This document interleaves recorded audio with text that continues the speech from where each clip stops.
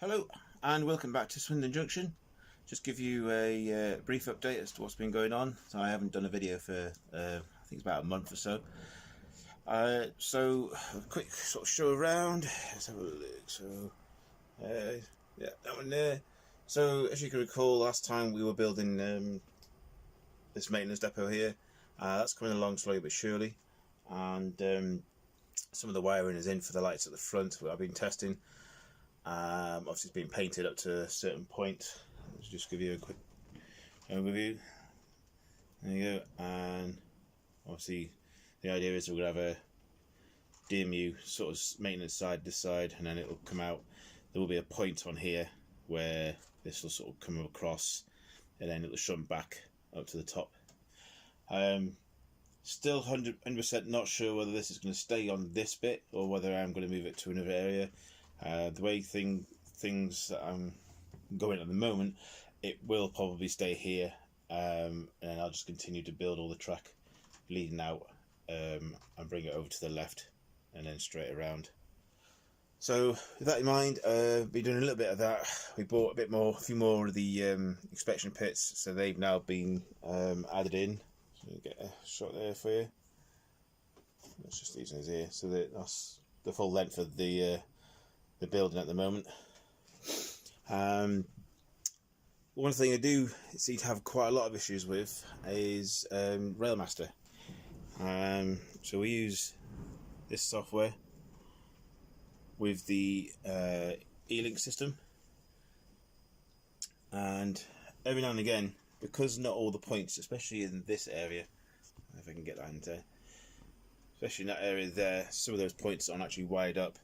So there's a tendency every now and again, there's a derailment, it's usually there, and it then causes a short circuit, and then this program just goes all to pot. It's not the best, it's not the worst, but of late I've had quite a few problems where it wouldn't reset, the USB connection wouldn't reconfigure, it kept losing the USB driver and everything else. It was just an absolute nightmare. I was sort of torn with the idea of actually jacking all this in and, you know, saving up and getting an ECOS system, but you know, 600 quid a pot is a ridiculous amount of money, really. So what I did was basically, one of the channels that I view, I'll put a channel link below in a bit. There's a guy called Brian, and he is pretty much the guru for Railmaster. So I contacted him, asked him for some advice, and he kindly replied and gave me a copy of the INI file, which I've used. It sort of sorted things out a little bit, but I think there was just something in the background that wasn't quite right. So what I've done is, this system used to be Windows 7. It's no longer supported.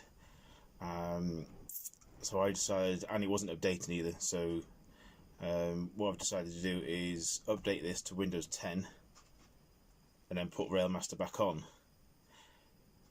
The only thing is, as we found out later on, you're supposed to deactivate Railmaster before taking it off a machine or reinstalling it.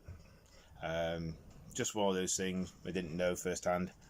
So basically, I was locked out for a few days. Wasn't too much of a problem, but obviously a bit annoying. Schoolboy error.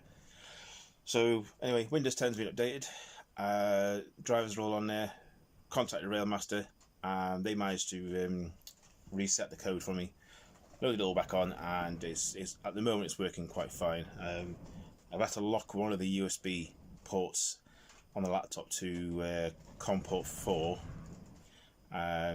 just so I can get the thing to actually work constantly. So at the moment, with no other issues, it's working. Come up, turn the thing on, it reconnects to the link, and I get the control of all the locos and everything else, which is great. It's a bit niggly, but hopefully that'll be it now. It should work perfectly fine, and once I get some of the other motors, point motors sorted out onto the point work, then we shouldn't get as many short circuits. So that said, basically, obviously, another trait obviously with Railmaster is if you delete it and you've got loads of different locos and everything on here,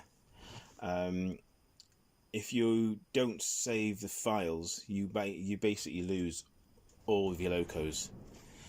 So that was another time-consuming effort of inputting all the ones that you see here, these ones here, these ones, and a few others that I put back in the box for now. Obviously the ones with the sound, I've had to reconfigure all those.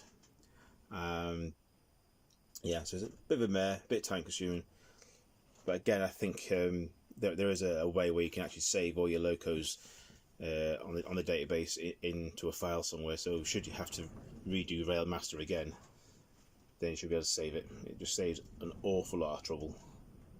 So lesson learned, don't scrub your Railmaster without deactivating it first. So moving on then, let me just get this rubbish down, there we go. So moving on, we started putting in some more track work here. The idea being is obviously the two outer tracks, they aren't linked into the two inside ones at the moment, so that's going to change. In the process of putting some point work in there where all these will interchange onto this side, and if I can do it, it'll either be here or it'll be further around the layout where I'll do an opposite changeover from, you know, sort of low to high. This one here is going to move, I think. I think the idea being is we're going to drop this ventilation hose down slightly, so it's going to be below the board, and these two lines are going to go sit at the back, and it basically just gives me a bit more space then to do some sort of a scenery area, probably a building, sort of built up area sort of thing, with a couple of sort of short roads, because this layout is massively missing roads and built up areas. So I think this is going to be destined for that sort of area. Just try and build this up a little bit. This is still pretty much the same. Fuel depot is still there. I've taken the canopies off for now because I'm doing a bit of work at the back, but they will probably go back on. Might even make some newer ones. I've got a mini wash plant here.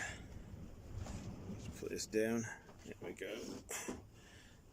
You can see there. Thumbs in the way. There we go. So we've got a little mini wash plant there.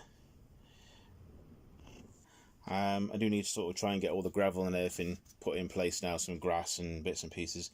But essentially, this area is pretty much sort of done building wise. It's just the scenic sort of stuff to put in now. So moving on to this one. Obviously, the building's still the same. It's moved again. This is just a scrapped loco that I had. This one is going to be my first all-weathered train, basically. I've already sort of dulled it down with a bit of a sort of like light grey, just to sort of look as if it's the paintwork's been bleached. But I'm just waiting on some weathering powders, and we're going to have a go at basically getting all this rusted out and looking sort of dilapidated, not used, you know, just neglected. We'll see how that goes. I'm hoping that'll be quite a good addition to the sort of sidings. So other than that, I said this side we're pretty much getting there now. That's going to move back. Let's just put that there for now. It basically just getting these marked up now.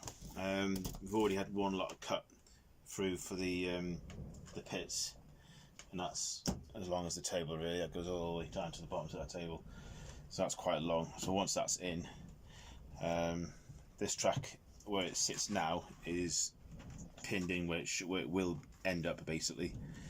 And the idea is that basically the other ones will come out, and in a way they'll they'll sort of join to here. There'll be a point there, and then the same will go for this one and this one. That'll sort of join to there of sorts. So a lot of work to do in here, but it's going to take a bit of time. But as you can see, the building is coming along slowly but surely. A bit slow at the moment. Obviously with everything else going on with the Railmaster and everything, that's taking a bit of time to sort out. So the idea now is basically we'll crack on, get some of these point works done, get some more of this track work done for the building. Excuse me. And so I think for now I'll just leave you with a running session and put a few bits and pieces on and run around the track, and hope you enjoy it. Okay, I'll catch you again soon. Bye for now.